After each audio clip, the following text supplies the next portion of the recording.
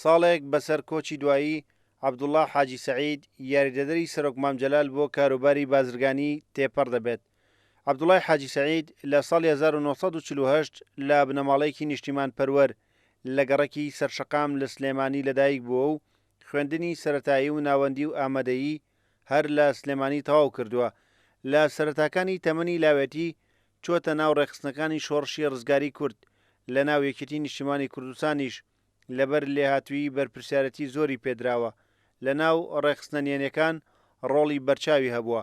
لە ساڵی 1976 لەلایەن ڕژەمی بەعسەوە لەگەڵ کۆمەڵێک کادری شۆڕش بۆ ماوەی 3 ساڵ دوور دەخرێتەوە بۆ قەزای ڕۆمەیسەی سەر بە پارێزگای سەماوە.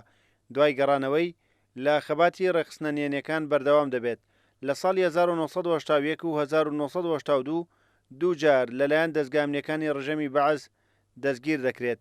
هاوکات لە دوای کۆنگرەی دوو یەکێتی نیشتیمانی کوردستان سەرۆک مامجەلال متمانەی پێدا و کردی بە یاریدەدەری خۆی بۆ کاروباری بازرگانی و کاسبکاران، چونکە لەو بوارەدا ڕۆڵێکی گرنگی هەبووە بۆ کۆکردنەوەی کاسبکاران و بازرگانان و هێنانی بازرگانانی وڵاتانی دەوروبەر بۆ هەرێمی کوردستان. هەروەها لە سەرەتای دروستبوونی حکومەتی هەرێمیش ڕۆڵێکی بەرچاوی هەبوو لە بواری وەبەرهێنان و بازرگانی.